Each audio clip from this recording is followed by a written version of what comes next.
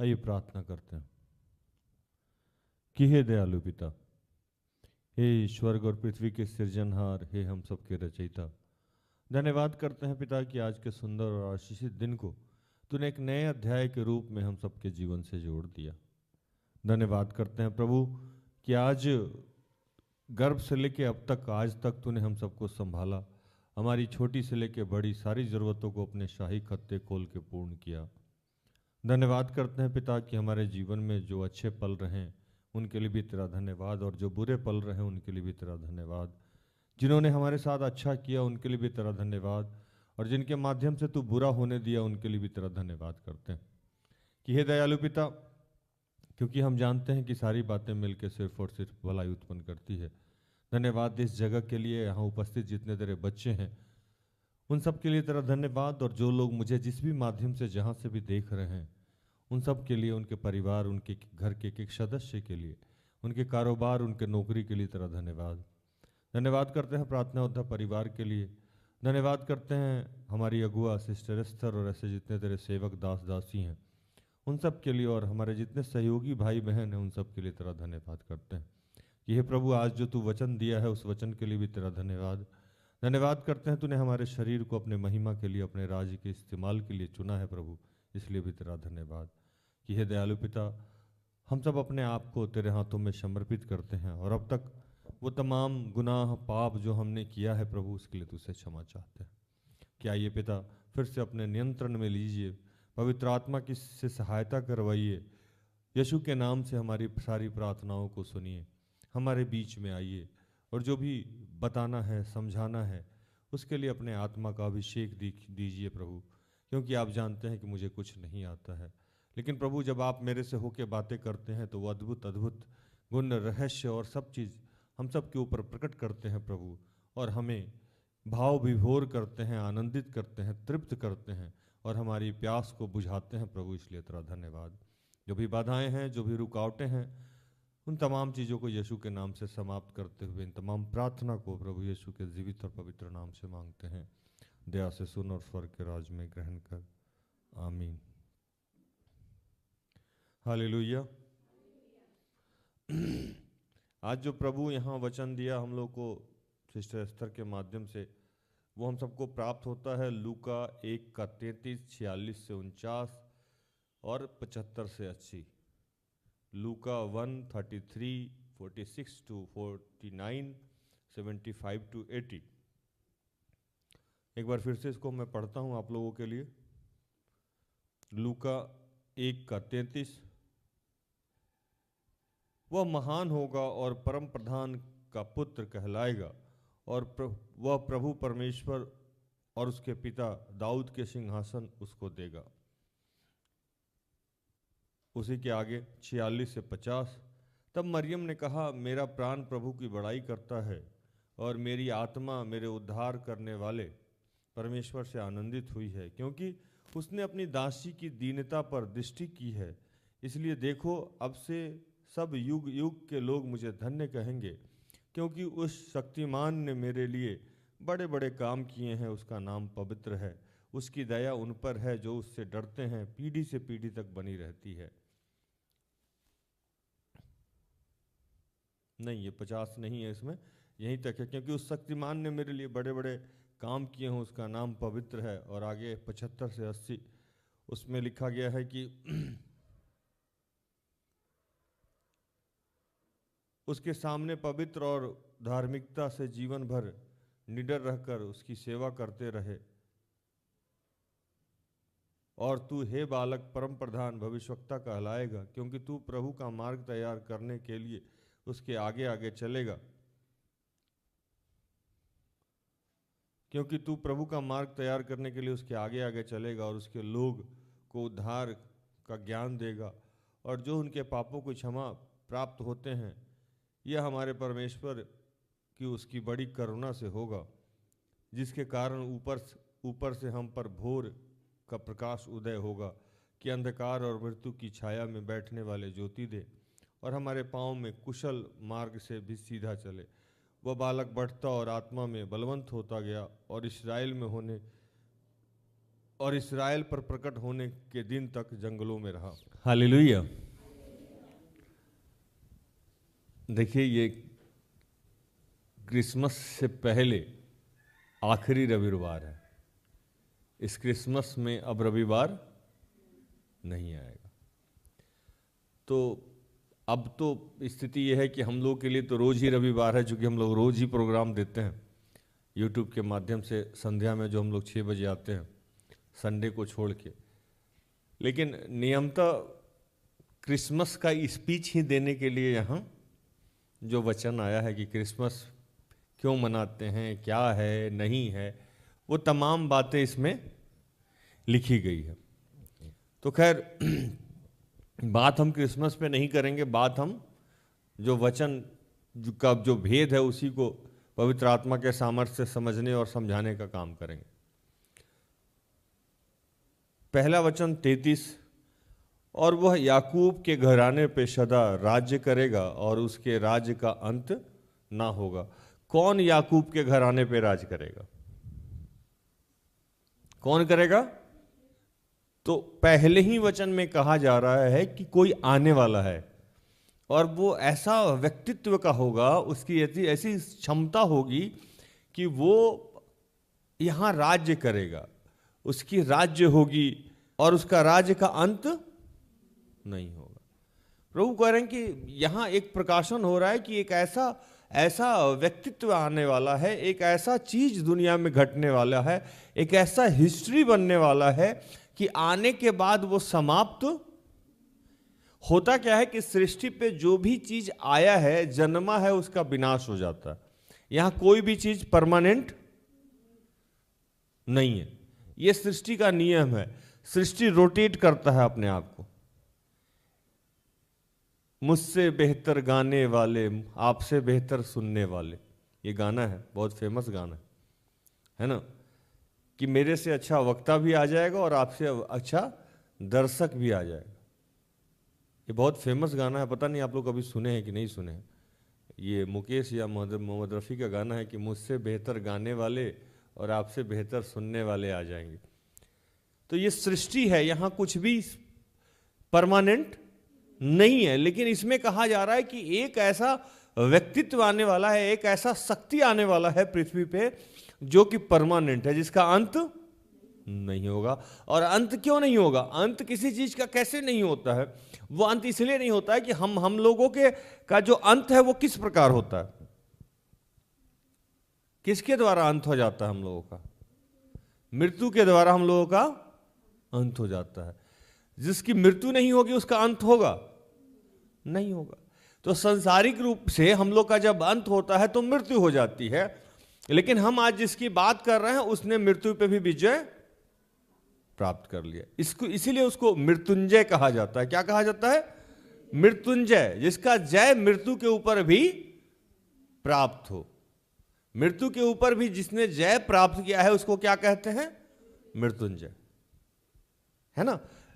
जिसका जय जो मृत्यु के ऊपर जय प्राप्त किया है उसको मृत्युंजय कहते हैं। और इसीलिए जिसका अंत नहीं होगा, जो मर नहीं सकता है, वो अंत तक रहेगा।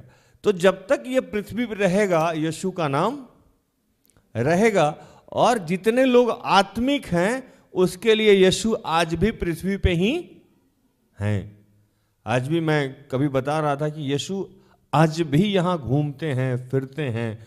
बहुत सारे ऐसे लोग हैं जिनसे मिलते भी हैं। हालेलुया। बहुत सारे ऐसे लोग हैं जिनसे वो मिलते भी हैं, बातें भी करते हैं। और ये नॉर्मल है, ये कोई किताबी बातें नहीं हैं। दुनिया में ऐसे लोग भरे पड़े हैं जिनसे आज भी उनकी मुलाकात होती है। अब जैसे कि यहां स्वर्गदूत है, आप देख पा रहे हैं? नहीं देख पा रहे हैं ना? उसके लिए आपकी आत्मिक आंखें खुल जाएगी तो आपको पता लगेगा कि बाइबल एक कहता है कि जहां भी प्रभु की स्तुति गान होती है वहां कौन मौजूद रहता है? स्वर्गदूत रहता है ना। तो हम लोग ऐसा मानते हैं कि जहां भी मानते हैं कि बाइबल के अनुसार, या जब भी हम लोग जैसे ही हालेलुया का हुल्लड़ करेंगे, स्तुति आराधना करेंगे, तो वहां स्वर्गदूत की उपस्थिति हो जाती है। लेकिन आप लोग को नहीं दिख रहा। वैसे भी जब हम लोग प्रार्थना करते हैं तो ईश्वर की उपस्थिति वहां रहती है, लेकिन आप लोग नहीं देख सकते। यीशु की उपस्थिति वहां रहती है, लेकिन हम लोग नहीं देख सकते हैं। पवित्र आत्मा निरंतर हमारी सहायता करता है, लेकिन हम लोग उसको देख नहीं सकते। लेकिन ऐसा नहीं है कि हम जिस चीज को देखते नहीं है वो नहीं है। ठंड दिख रही है आप लोग को, इसका मतलब नहीं है ना? हवा दिख रही है आप लोग को, इसका मतलब नहीं है।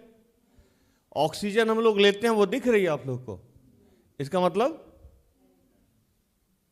है ना? तो वैसे दुनिया में बहुत सारे शक्ति हैं जो हम लोग को दिखती नहीं है, लेकिन वो है ना? तो इस यहां पहले वचन में कहा जा रहा है कि ऐसी ऐसी एक शक्ति आने वाली है, ऐसा एक काम होने वाला है जिसका अंत नहीं होगा। तो आगे कहते हैं 46 से 49 तक, मरियम बड़ाई करने लगी, मरियम गुणगान करने लगी। पहले तो मरियम संकोच में रही कि ये कैसे संभव होगा, जो स्वर्गदूत ने उनको संदेश दिया कि ये कैसे संभव होगा। लेकिन जब मरियम को लगा कि नहीं, ये मतलब स्वर्गदूत बोल दिया, और मरियम जब यकीन कर ली, तो उसके बाद तब मरियम ने कहा, मेरा प्राण प्रभु की बड़ाई करता है और मेरी आत्मा मेरे उद्धार करने वाले परमेश्वर से आनंदित हुई है, क्योंकि उसने अपनी दासी की दीनता पर दृष्टि की है। इसलिए देखो, अब से युग युग तक लोग मुझे धन्य कहेंगे, क्योंकि उस शक्तिमान ने मेरे लिए बड़े बड़े काम किए हैं, उसका नाम पवित्र है। इकलौता मरियम को या माता मरियम को ही ये कहने की जरूरत नहीं है। आज हम सब लोगों के जीवन में माता मरियम गर्भवती जरूर हुई, लेकिन क्या उनके गर्भ से जो निकला वो सिर्फ उन्हीं के लिए था कि हम लोगों के लिए भी था? हम लोग के लिए भी था ना? हाँ कि ना? था ना हम लोग के लिए। तो जितने आनंदित माता मरियम थी, क्या उससे ज्यादा हम लोगों को आज आनंदित नहीं होना चाहिए? होना चाहिए ना? कि वो जो माता मरियम का जो आनंद था वो क्यों था? लास्ट लाइन में इसमें लिखता है, क्योंकि उसने अपनी दासी की दीनता पर दृष्टि की है। आप लोगों को नहीं लगता है कि हम लोगों के ऊपर भी ईश्वरीय कृपा है कि हम लोगों के जीवन में आज यीशु हैं? हम लोगों के ऊपर यह कृपा है कि हम लोग यीशु को जानते हैं, यीशु को मानते हैं। ये हमारे और आपके किसी संस्कार का या किसी कुछ बड़े काम का प्रतिफल नहीं है। मरियम भाव विभोर होकर क्या कहती हैं कि ईश्वर की कृपा हम पे हुई है, वो हमारी दीनता पे, मतलब हम जी रहे हैं, हम दुखी हैं, हम दीन हैं, तो लेकिन मेरे ऊपर उस ईश्वर की कृपा हो गई है। अब इस कृपा के बाद मेरा अंत कभी भी नहीं होगा। हालेलुया। इस कृपा के बाद, क्योंकि उस शक्तिमान ने मेरे लिए बड़ा काम किया है, उसका नाम पवित्र हो। आज हम लोगों को नहीं चाहिए ये कि हम लोग भी जैसे मरियम आनंदित हुई और खुशी से नाच उठी, गा उठी, वैसे ही हमारे जीवन में जब यीशु मसीह की उपस्थिति हुई, यीशु मसीह जब आए, तो आज हम लोग को नहीं लगता है कि इस पर्व को या इस जीवन को बड़ी उत्साह के साथ जीना चाहिए? Hallelujah, hallelujah. प्रभु कह रहे हैं कि जहां हम लोग हैं और जो भी ईश्वरीय ज्ञान हम लोग को प्राप्त है, ईश्वर का जो विश्वास हमें मिला है, ईश्वर जो हम लोगों को यीशु का जो उपहार दिया है हम लोगों के जीवन में, जो इन दिनों हम लोग क्रिसमस क्रिसमस क्रिसमस क्रिसमस कर रहे हैं, हर जगह गैदरिंग हो रहा है। अब स्थिति ये है कि क्या हम आनंदित हैं? क्या इस बात को हम समझ पा रहे हैं कि यीशु जैसे मरियम के जीवन में आए थे, गर्भ में आए थे, वैसे ही हमारे जीवन में आए हैं और ये हम पे कृपा है ईश्वरीय। इस बात को हम समझ पाते हैं कि नहीं समझ पाते हैं? समझ पाते हैं? नहीं समझ पाते हैं। अगर हम लोग बहुत अच्छे से समझते कि यीशु का हमारे जीवन में क्या महत्व होता, तो किसी भी प्रचारक को खड़े होने की जरूरत नहीं होती। हालेलुया। क्योंकि हम सब प्रचारक होते हैं। आज यहां भूषण भाई को आके, बहन कृति को, अंजना को आके उत्साह बढ़ाने की जरूरत नहीं होती। आप खुद ही उत्साहित होते, क्योंकि आपको ये ज्ञान प्राप्त रहता है कि यीशु का क्या कीमत आपके जीवन में। हालेलुया। यीशु की कीमत को समझिए। या माता मरियम के लिए यीशु आए थे या नहीं आए थे, तो ये तो बाइबल की बात है, लेकिन माता मरियम के माध्यम से, उनके शरीर के माध्यम से यीशु हम सबके जीवन के लिए भी आए थे। हालेलुया। यीशु हम सबके जीवन के लिए भी आए थे। क्रिसमस का मतलब सिर्फ खाना पीना, उछलना, नाचना, दारू पीना नहीं होता। हालेलुया। क्रिसमस का जो मतलब बदल दिया गया है आजकल। जहां जहां मैं घरों में जाता हूं, नए वस्त्र लोग पहनते हैं। कोई फलाना बोतल मंगा रहा है, कोई ऐसे वो मंगा रहा है, कोई मटन बनवा रहा है। सब जगह का अलग अलग माहौल है। कोई नया स्वेटर, नया जैकेट, एकदम क्रिसमस का मतलब खाना पीना और मस्ती हो गया। मैं जब कॉलेज रोड में जाता हूं रात में, 25 तारीख के पहले वाली रात, 24 तारीख के रात में, तो मुझे ऐसा लगता है वो जो रोड है, उस रोड में वो, जैसे मेरी पत्नी कहती है ना कि कुछ लोग ऐसे होते हैं जिनको भारत से प्रेम 15 अगस्त को जगता है, झंडा हाथ में लिए हुए, मेरा भारत महान, मेरा भारत महान। जगह जगह पे मेरे देश की धरती सोना उगले उगले हीरा मोती, है ना। हम लाए हैं तूफान से किश्ती निकाल के। वो जितना देशभक्ति गीत है ना, वो 15 अगस्त को बजने लगेगा। हर घरों में झंडा, हर बच्चे के हाथ में झंडा, और 16 तारीख 17 तारीख के बाद से वो सब समाप्त हो जाएगा। आज ऑलमोस्ट हम लोग क्रिसमस इसी तरीके से मनाते हैं कि हम लोग क्रिसमस के दिन पहनते हैं, खाते हैं, एक दूसरे को केक बांटते हैं, और बहुत सारे लोग उस दिन लोगों के लिए ठेस और ठोकर का भी कारण बन जाते हैं। जो रोड पे दारू पी के लोग यीशु यीशु यीशु यीशु कह के जो डांस करता है, और उसमें भी गाने का जो म्यूजिक होता है, अगर ध्यान से नहीं सुनिए तो वो समझ में नहीं आता है कि भक्ति गाना पे नाच कर रहा है या नागपुरी पे नाच कर रहा है। सही नहीं बोल रहा? मैंने एक दिन किसी को बताया कि लोग गाने पे नहीं नाचता है, लोग म्यूजिक पे नाचता है। क्या चीज पे नाचता है? गाने पे नाचते हैं आप? नहीं, आप लिरिक्स पे नहीं नाचते हैं, आप म्यूजिक पे नाचते हैं। और जब वो म्यूजिक को आप ध्यान से सुनेंगे तो वही म्यूजिक कहीं ना कहीं किसी ना किसी फिल्मी गाने से टैग है। तो आप जो गा रहे हैं और लोगों को जो बेवकूफ बना रहे हैं कि हम प्रभु के महिमा के लिए गा रहे हैं, वो अंदर जो थिरकन है वो कहां से आ रहा है आपका? फिल्मी गाने से। हालेलुया।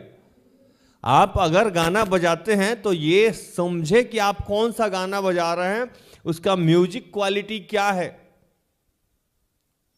ना। कहीं आप किसी के लिए उस दिन ठेस और ठोकर का कारण तो नहीं बन जा रहे हैं क्रिसमस के दिन। अगर आप आनंदित हैं तो अच्छी बात है, लेकिन उस आनंद से मैसेज क्या जाना चाहिए? मरियम जब आनंदित थी तो आनंदित होकर कहां चली गई थी, है ना। और जब उनके पहुंची तो जो, जैसे मैंने बताया कि पहली बार प्रभु जो चमत्कार किए थे वो गर्भ में किए थे। होनहार बीरवान के होठ चिकने पात। बच्चा जो जन्म में ही समझ में आ जाता है, हमारे यीशु मसीह जन्म के पहले से ही समझ में आ गए थे कि कौन होने वाले। इधर ये माता मरियम के गर्भ में है और उधर यूहन्ना अपनी मां के गर्भ में है, और दोनों का आत्मिक कनेक्शन देखिए। जैसे यीशु अपने माता के गर्भ में होके पहुंचते हैं, यूहन्ना वहीं उछल जाते हैं गर्भ में। हालेलुया। उछल जाते हैं ना। अब यहां दूसरे वचन में 75 से लेके 80 तक जो वचन है वो लिखता है कि यूहन्ना नबी के आने की खुशी मनाई जा रही थी। यहां यीशु के बारे में गुणगान हो रहा है और वहां योना नबी के बारे में गुणगान हो रहा है। अब दोनों को मिल के क्या समझना है आपको, जो आज के वचन में जो समझाने का प्रयास करेगा पवित्र आत्मा, वो क्या समझना है? पहले कि आपको वैसे ही आनंदित होना है जैसे माता मरियम आनंदित हुई कि अब से लेके हमेशा ईश्वरीय कृपा हम पे बनी रहेगी और जो हमारे पास आया है उसका कभी अंत नहीं होगा। जो आपके पास जो पावर है यीशु का, जो उनका सामर्थ है आपके पास, इसका कभी भी अंत नहीं होगा। और बाइबल ये बताता है कि हम मर के भी नहीं मरेंगे। अगर ये परंपरा नहीं रहता तो हम लोगों को कब्र में दफनाया नहीं जाता। हम लोगों का ये मानना है कि पुनरुत्थान होगा और हमारे जितने भी पूर्वज गए हैं वो एक दिन हमसे मिल लेंगे। हालेलुया। तो इसका मतलब कि हम भी मर के नहीं मरेंगे और जो शक्ति हमारे साथ है वो शक्ति भी का अंत कभी नहीं होगा। ये तो हम लोग मानते हैं। ये मानते हैं तो माता मरियम इसको और भी आनंद का विषय समझती हैं और वो शक्तिशाली ईश्वर का जो उन पे जो कृपा हुआ है उसके चलते वो आनंदित है। तो पहले से लेकर दूसरे वचन में हम सबको जो मैसेज प्रभु दे रहा है कि आप लोगों को यह मान के चलना है कि जो ताकत आप लोगों को मिला है वो कभी समाप्त नहीं होने वाला है और हमेशा हम लोग को आनंद के साथ रहना है। और इस क्रिसमस में जो मेन जो काम करना होता है हम लोगों को कि आपको जैसे आनंद मनाना है मनाइए, लेकिन आप किसी के लिए ऐसा कोई भी काम ना करें जिससे उसको आत्मिक लाभ ना हो। आनंद मनाने के साथ माता मरियम जब एलिशबा के पास पहुंची हैं तो वो आत्मिक उन्नति का कारण हुई हैं, पवित्र आत्मा से भरने का कारण हुई हैं। यही हुआ है ना। अब वहां चूंकि योना नबी 6 मंथ पहले आए हैं तो उनके पिताजी जो स्तुति गान कर रहे हैं और जो व्याख्या कर रहे हैं वो हम लोगों को समझना है कि हम लोगों को भी दूसरे के लिए मार्ग तैयार करना है। क्या करना है? जब हम लोगों को यह ज्ञान प्राप्त है कि यीशु का क्या सामर्थ है हमारे जीवन में और उसके लिए आनंदित होना है, लेकिन दूसरे वचन में यह कहा जा रहा है कि हम लोग को एक और काम करना है कि इस सामर्थ से आनंदित रहने के साथ दूसरे के जीवन में भी यह मार्ग तैयार करना है कि वो विश्वास में आए। Hallelujah, hallelujah. हम लोग को भी यह काम करना है कि दूसरा कोई कैसे विश्वास में आए वैसा आचरण हम लोगों को करना है इस क्रिसमस में, ताकि वो हमको देख के विश्वास में आ जाए। योना नबी का काम क्या था? वो मार्ग तैयार कर रहे थे। वो क्या कर रहे थे? मार्ग तैयार कर रहे थे। यीशु के आने से पहले ईश्वर के मार्ग को तैयार कर रहे थे। तो हम लोगों को क्या करना है? हम लोग को यह पता है कि यीशु हमारे साथ हैं, यीशु हमारे जीवन में है, यीशु हमारे परिवार में है और वो शक्तिशाली हैं, उनका कभी भी अंत नहीं हो सकता है और उनके सामर्थ्य के द्वारा हमारे जीवन को प्रभु बदल दिया है। तो हम भी कुछ ऐसा करें कि नया लोग विश्वास में आए। इस क्रिसमस में प्रभु आप लोगों को केक देने से बजाय लोगों को ये कह रहे हैं कि कुछ ऐसा दे दें, कुछ ऐसा जीवन में आप करके दिखा दें उन लोगों को कि वो केक से ज्यादा, कपड़ा से ज्यादा, वस्त्र से ज्यादा वो आपको देख के यीशु मसीह को ग्रहण कर ले। Hallelujah, hallelujah. केक देना अच्छी बात है, पार्टी देना अच्छी बात है, लेकिन इस बीच में ये ध्यान भी रखना है कि आपके एक हरकत से वो विश्वास में आ सकता है या एक हरकत से वो विश्वास में नहीं आ सकता। हालेलुया। आप समझ पा रहे हैं? तो बहुत लंबा चौड़ा आज प्रचार हम लोग नहीं करेंगे। प्रभु आज जो संदेश दिया उसको मैं फिर से संक्षेप में कह के समाप्त करूंगा। जो लोग मुझे ऑनलाइन देख रहे हैं मैं उनसे भी आग्रह करता हूं कि इसको ध्यान से सुने। प्रभु ने कहा कि हमारे पास जो सामर्थ है, जो आने वाला है, जो आ गया है, जिसके लिए हम लोग क्रिसमस मनाते हैं, वो यीशु मसीह अंत तक रहेगा, उसका कभी समापन नहीं हो सकता है। और इस बात को अगर हम लोग मानते हैं, जानते हैं कि यीशु हमारे जीवन में है, तो हम हमेशा आनंद के साथ जीवन व्यतीत करेंगे। और इस क्रिसमस में हम कुछ ऐसा करेंगे कि लोग भी विश्वास में आए। लोग भी विश्वास में आए, और वो लोग विश्वास में तभी आएगा जब आपको वो पढ़ लेगा। आप कौन हैं? पतरी हैं। क्या हैं आप? पतरी हैं। खाना पीना मौज मस्ती जो भी करना है करिए, लेकिन इस बात का ध्यान रखिए कि आपको कोई देख रहा है। आपके एक एक हरकत के बाद वो या तो विश्वास में आएगा या नहीं आएगा। हम लोग छोटे छोटे काम करते हैं। अभी एक चीज घटना याद आ रही, अभी कुछ दिन पहले एक बच्ची आई थी मेरे यहाँ, बात करने लगी। मैंने कहा कि मेरी आदत है कि मुझे सब कुछ दिखाई देता है, मतलब पैर से लेके आपके सर तक मुझे समझ में आता है। मैंने उसके पैर में देखा काला धागा बंधा हुआ है। क्या बंधा हुआ है? काला धागा बंधा। क्योंकि बच्चे इतने छोटे होते हैं। अब वैसे भी कुछ, मैंने पूछा किस क्लास में हो बेटा? बोले पीजी कर रहे हैं। मैंने कहा दिखने में तो तुम 7-6 की लगती हो, है ना। मैंने कहा यहाँ पहले भी आई हो? तो हाँ भैया वो हमेशा आते रहे। मैंने कहा वचन सुनी हो? तो हाँ सुने हैं। मैंने कहा ये धागा किस शौक से बांधे हैं? किस चीज से बांधे हैं? शौक से धागा बांधे हैं। कितने में मिलता है? 5 रुपए में मिलता है भैया। मैंने कहा आप काटोगे कि मैं काटूं? शायद मेरे साथ कोई बच्ची थी, मैंने कहा कैंची लेके आओ उसको। हाँ वही थी। तो वो कैंची लेके आई और हम लोग उसको काट दिए। आपका एक काला धागा, आप हैं कौन? यीशु मसीह को जानने वाले, और आपके पैर में क्या है? काला धागा। आप सामने वाले को विश्वास में ला रहे हैं कि गैर विश्वासी बना रहे हैं? गैर विश्वासी बना रहे हैं। आप किए कुछ नहीं।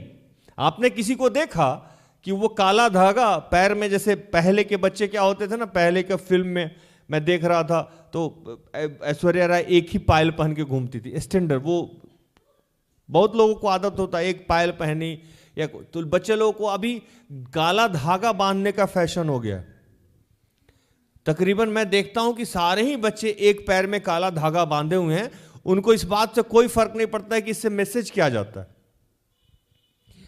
मेरे कहने का मतलब क्या है कि आपकी एक एक हरकत किसी ना किसी को विश्वासी बना रहा है या किसी ना किसी को गैर विश्वासी। आपको ये ज्ञान प्राप्त नहीं है, हो सकता है कि नहीं है, लेकिन आपकी जो भी एक्टिविटी है कोई ना कोई आपको देख रहा है, कोई ना कोई आपको वॉच कर रहा है। हो सकता है कि आपके घर में आपके बच्चे ही आपको देख रहे हो। आपके बच्चे, मेरी बेटी आज मुझे बोली पापा आजकल तुम लेट से जगते हो। मैंने कहा इतना दिन सुबह में जल्दी जगा वो नहीं दिखा तुमको, एक आधा दिन लेट जग गया वो दिख गया तुमको। आप समझ रहे हैं ना, है ना। तो वो क्या करती है, मेरी सारी एक्टिविटी को नोट कर रही है और उसी के अनुसार वो विश्वास में बढ़ेगी या घटेगी। आप कहीं बाहर क्यों जाते हो? आपके घर में जो लोग बैठे पड़े हैं वो आपको नोट कर रहे हैं। मेरी पत्नी कल मुझसे पूछी कि जितने बच्चे पुलपिट पे जाते हैं वो आपका या दीदी का नाम लेते ही लेते हैं। कल बहन सोनम का प्रचार था, वो कभी मेरा नाम ले रही थी, कभी दीदी का नाम ले रही थी। कभी रोहित भाई आते हैं, कृति बहन आएंगी, ज्योतिष भाई आएंगे। मैंने कहा कि वो लोग जो देख रहे हैं, सुख सीख रहे हैं, उसी के अनुसार तो आगे बढ़ रहे हैं। अब मेरी एक एक एक्टिविटी कहीं ना कहीं बच्चे के जीवन में, या सिस्टर एस्तर की एक एक एक्टिविटी कहीं ना कहीं उस बच्चे के जीवन में बरसों से छाप छोड़ के आया है, जो कि आज पुलपिट पे जाके निकल रहा है। तो आपको क्या लगता है कि आप कहीं के लिए सिस्टर एस्तर नहीं है? बिल्कुल हैं। आप भी कहीं के लिए राज हैं, आप भी कहीं के लिए सिस्टर एस्तर हैं। हम लोग इस क्रिसमस के माहौल पे ये संकल्प लें कि ठीक है, हम सबके जीवन में दुर्बलताएं हैं, हम सबके जीवन में परेशानियां हैं, लेकिन किसी और के लिए हम ठेस का कारण तो ना बन जाएं। प्रभु कहा कि अगर तुम किसी के लिए ठेस और ठोकर का कारण बनते हो तो तुम्हारे गले में क्या बांध देना चाहिए? क्या बांधना चाहिए? वो चक्की का मतलब समझते हैं आप लोग? चक्की कभी देखे हैं आप लोग? अरे भैया आप लोग कहां इंग्लैंड से आए हैं? चक्की देखे हैं ना? गांव देहात में ना वो चक्का होता था, वो चक्के का वजन आप नॉर्मल लोगों से नहीं उठेगा। इतना भारी होता है और एक से ऊपर एक, और उसमें एक डंटा लगा रहता है, और वो ऐसे ऐसे कमर हिला के पहले लोग वो करता था। आप देखी होंगे ना, वो चलाने का वो तरीका ही था ना, पूरा बॉडी ऐसे ऐसे घुमाता था लोग पहले, है ना। क्योंकि पता है क्यों पूरा बॉडी घूमता था? केवल हाथ से उसको आप नहीं चला सकते थे, पूरे बॉडी का ताकत लगता था। सेंस समझिए वहां। और प्रभु कहा कि जो लोग ठेस का कारण बनता उसको, उस चक्की को बांध देना चाहिए। क्यों बांध के? कहां फेंकना उसको? इसलिए कि इतना भारी वजन से फेंको कि वो उसका बॉडी तक, लाश तक ऊपर ना आए, ताकि मरने के बाद भी वो किसी को दिखे नहीं कि कौन था, उसका अस्तित्व समाप्त कर दो। आप समझ रहे हैं ना? तो क्रिसमस मनाने का मतलब ये नहीं है कि आप खाइए। मैं ये नहीं मना करता हूं, खाइए पीजिए, मुझे भी बहुत सारा गिफ्ट मिलता है। मैं भी चाहता हूं कि हर दूसरे महीना पे क्रिसमस आए, क्योंकि गिफ्ट मिलता है ना। मेरी अभी कुछ एक गार्जियन स्वरूप हैं, 4 दिन पहले पैसा दी, नहीं भाई जाइए शॉपिंग कीजिए, शॉपिंग कीजिए। मैं मना करता रहा शॉपिंग करके, मुझे भी आनंद है कि क्रिसमस आया हुआ। लेकिन इस क्रिसमस में कुछ भी, इस बार जो प्रार्थना योद्धा एक मैसेज देना चाह रहा है कि आपके पास एक ताकत है, वो शक्ति है। हम सब जितने लोग इस जगह से जुड़े हुए हैं, हम सब के पास कोई ना कोई सामर्थ्य है। यीशु के नाम से हम लोग शक्तिशाली हैं और हम सब आनंदित हैं, क्योंकि यीशु हमारे जीवन में है और वो हमारे जीवन को निरंतर बदल रहा है। लेकिन इससे भी एक बेहतर काम है जो इस क्रिसमस में हम लोग पास करेंगे। हम लोग जितने लोग जुड़े हुए हैं, तकरीबन 100 लोग इधर हैं, सामने भी बैठे लोग हैं, तकरीबन हम लोग 150-200 लोग अभी इस वक्त हमको सुन पा रहे हैं। हम सब लोग आज एक मिलकर संकल्प लें कि इस क्रिसमस में किसी को खाना खिलाएं, नहीं खिलाएं, किसी को वस्त्र दें, नहीं दें, किसी को केक दें, नहीं दें, किसी से गले मिले, नहीं मिले, लेकिन किसी के लिए भी ठेस का कारण ना बने। कोई भी ऐसा काम ना करें कि वो बंदा जो विश्वास में आ रहा हो वो गैर विश्वासी बन जाए। अगर इतना भी कर लें, हम सब जो 200 आदमी तकरीबन जुड़े हुए हैं, इस वक्त देख रहे हैं, हम लोग अगर किसी एक को भी इस क्रिसमस के माहौल पे यीशु मसीह के जीवन के बारे में समझा पाए, तो इससे ज्यादा क्रिसमस का बड़ा त्योहार कुछ भी नहीं हो सकता। Hallelujah, hallelujah. याद रहेगा ये चीज, है ना, कि इस क्रिसमस में हम लोग कुछ ऐसा करेंगे कि किसी और के जीवन में जो यीशु को नहीं जानता है, उसके घर में भी यीशु मसीह का जन्म हो जाए, आगमन हो जाए। हालेलुया। इस क्रिसमस हम लोग का यही संकल्प रहेगा कि कुछ ऐसा करके जाएं कि जो लोग यीशु को नहीं जानते हैं, उनके हृदय में भी यीशु का जन्म हो जाए। जिस घर में यीशु नहीं है, उस घर में भी यीशु की उपस्थिति हो जाए। कुछ ऐसा करके चलते है ना। तो प्रभु इन सारे वचनों से आप सबको और मुझे भी आशीषित करे। आमीन।